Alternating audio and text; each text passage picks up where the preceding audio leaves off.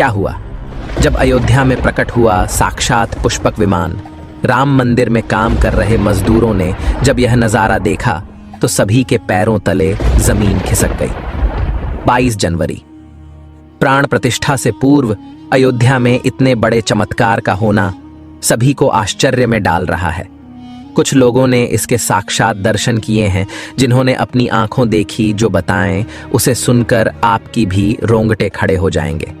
आगे बढ़ने से पहले अगर आप एक सच्चे सनातनी हैं, प्रभु श्री राम को अपना आराध्य मानते हैं, तो इस वीडियो को लाइक करके कमेंट बॉक्स में जय श्री राम जरूर लिखें।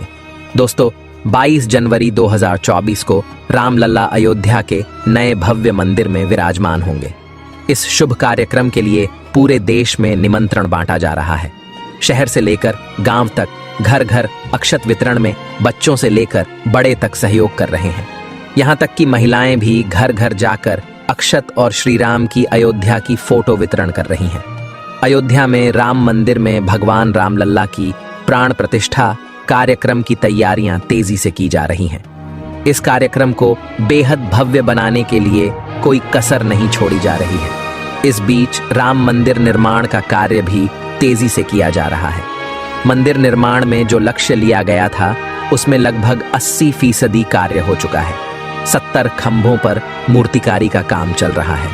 पिछले दिनों त्योहार की वजह से ये धीमा पड़ गया था, लेकिन अब वो भी तेज गति से पूरा हो जाएगा। निर्माण कार्य जल्द से जल्द पूरा करने के लिए सभी मजदूर रात दिन मेहनत कर रहे हैं। लेकिन 10 जनवरी की रात कुछ ऐसा चमत्कार हुआ जिसे देखकर सभी मजदूरों के होश उड़ गए। जब रात्रि के समय सब मजदूर अपना काम निपटाकर तंबू में सो रहे थे, उसी समय अचानक से उन्हें वहां कुछ हलचल महसूस हुई।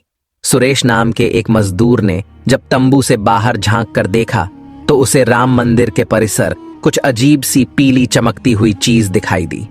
उसने अपने साथियों को जगाना चाहा, लेकिन कोई भी उसके साथ नहीं आया।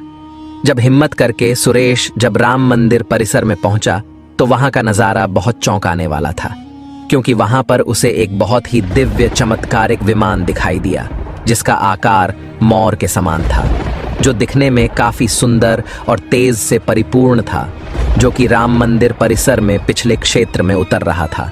लेकिन उस विमान को नियंत्रित कौन कर रहा था, ये समझ नहीं आ रहा था, क्योंकि उस विमान में इतना तेज था कि सामान्य आंखों से नहीं देखा जा सकता था।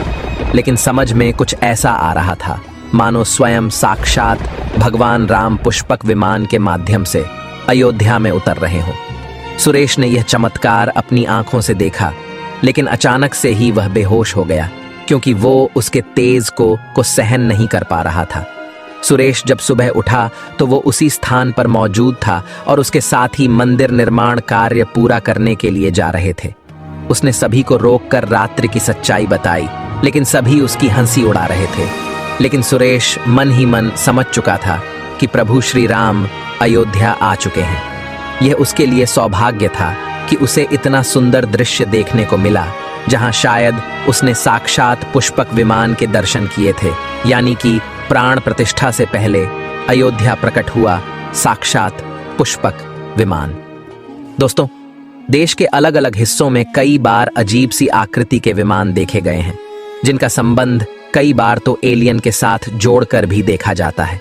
यानी कि अयोध्या में उस रात्रि को मोर की आकृति का विमान देखना वास्तव में प्रभु श्री राम का ही कोई संदेश हो सकता है। लेकिन क्या यह विमान सचमुच में पुष्पक विमान है? इसकी आखिर क्या गारंटी है?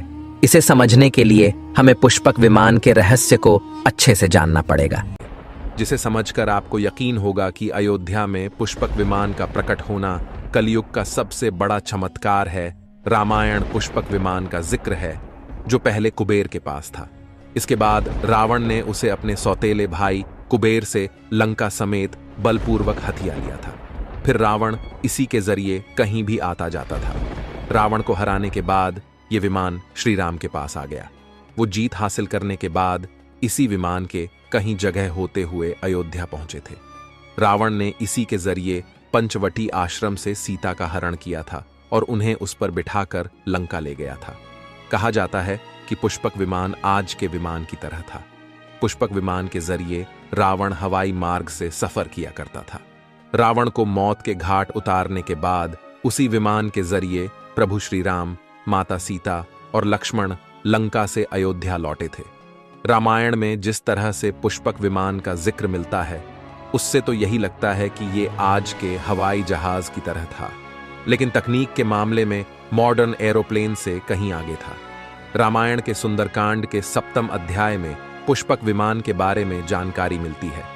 पुष्पक विमान की आकृति मोर की तरह थी। ये अग्नि और वायु ऊर्जा से उड़ान भरता था। इसकी तकनीक इतनी उत्कृष्ट थी कि इसका आकार छोटा और बड़ा किया जा सकता था।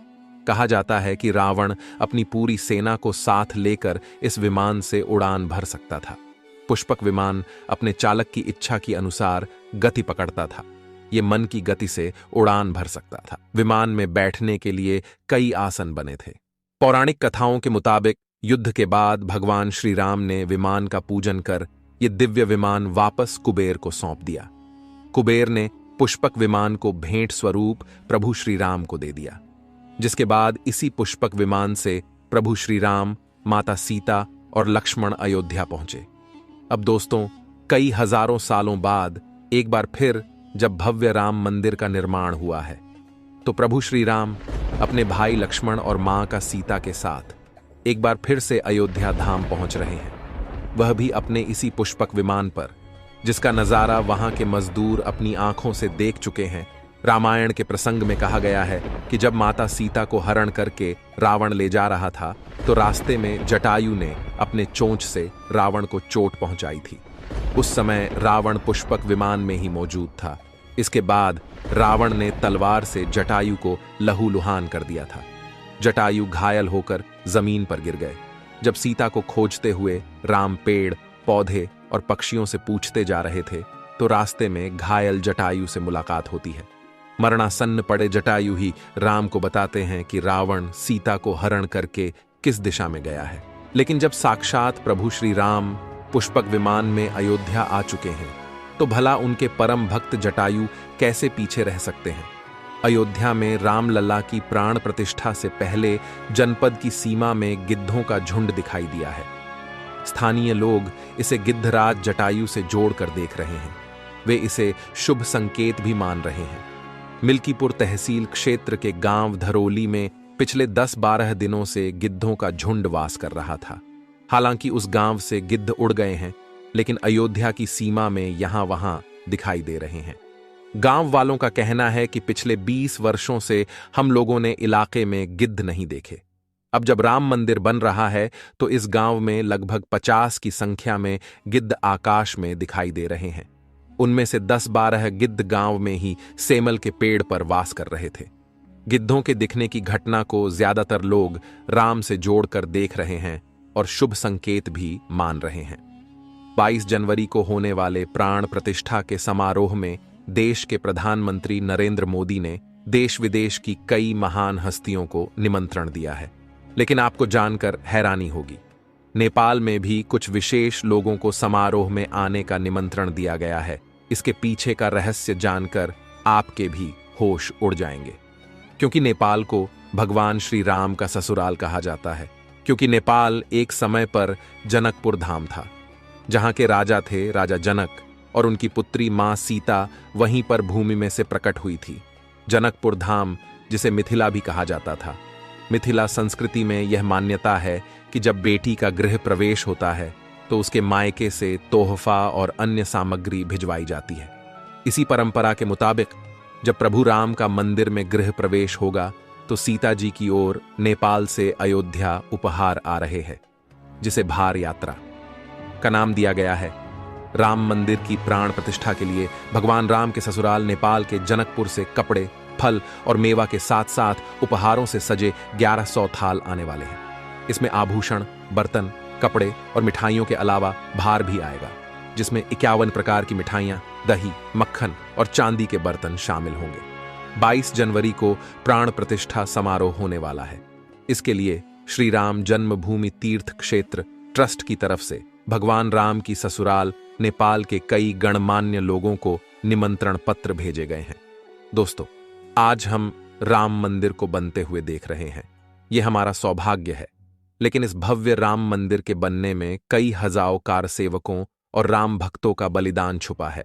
उस समय आक्रमणकारियों ने काशी, मथुरा के साथ ही अयोध्या में भी लूटपाट की और पुजारियों की हत्या कर मूर्तियां तोड़ने का क्रम जारी रखा। लेकिन 14वीं सदी तक वे अयोध्या में राम मंदिर को तोड़ने में सफल नहीं हो पाए, क्योंकि हर बार राम मंदिर और अयोध्या की रक्षा करने के लिए आसपास के राजा मदद भेज देते थे। हजारों साधुओं ने भी मंदिर की रक्षा के लिए अपने प्राणों की आहुति दे दी। विभिन्न आक्रमणों को झेलते हुए श्री राम की जन्मभूमि पर बना भव्य मंदिर 14वीं शताब्दी तक बचा रहा।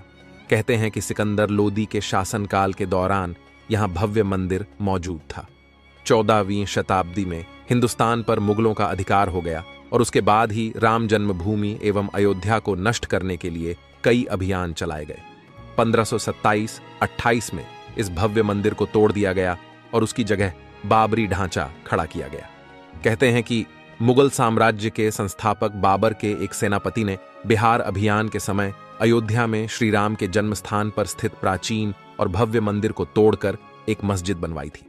19 जनवरी 1885 को हिंदू महंत रघुबीर दास ने पहली बार इस मामले को फैजाबाद के न्यायाधीश पम हरिकिशन के सामने रखा था।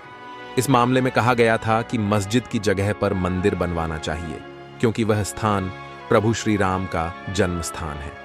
वर्ष 1947 में भारत सरकार ने मुसलमानों को विवादित स्थल से दूर रहने के आदेश दिए और मस्जिद के मुख्य द्वार पर ताला लगा दिया गया, जबकि हिंदू श्रद्धालुओं को एक अलग जगह से प्रवेश दिया जाता रहा।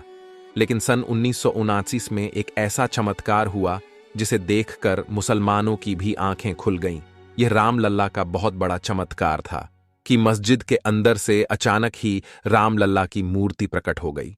कुछ कट्टरपंथियों का कहना था कि कुछ हिंदू दलों ने रात्रि के समय चुपके से यहां पर मूर्तियां रखी है। 1939 में भगवान राम की मूर्तियां मस्जिद में पाई गईं। मुसलमानों ने इस पर विरोध व्यक्त किया और दोनों पक्षों ने अदालत में मुकदमा दायर कर दिया। सरकार ने इस स्थल को विवादित घोषित करके ताला लगा दिया।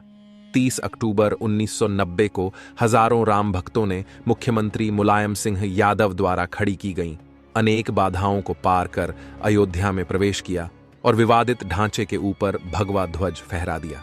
लेकिन 2 नवंबर 1990 को मुलायम सिंह यादव ने कार सेवकों पर गोली चलाने का आदेश दिया, जिसमें सैकड़ों राम भक्तों ने अपने जीवन की आहुतियां दी।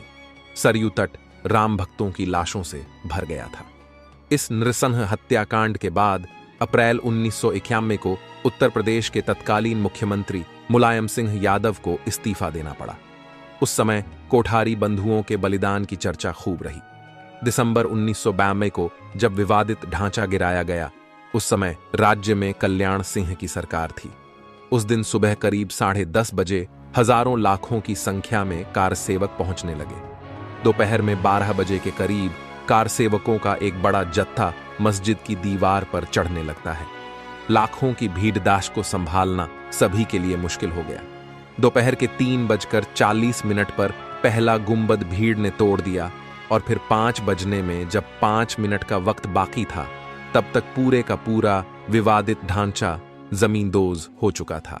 भीड़ ने उसी जगह पूजा अर्चना की और रामशिला की स्थापना कर दी। मुख्यमंत्री कल्याण सिंह का साफ आदेश था कि कार सेवकों पर गोली नहीं चलेगी। इस महान कल्याण सिंह जी को हम शाश्वत प्रणाम करते हैं। दोस्तों, राम मंदिर को बनता हुआ देखना सौभाग्य है, लेकिन जब भी हम इसके पीछे हजारों हिंदुओं का बलिदान देखते हैं तो हमारी आंखें नम हो जाती हैं।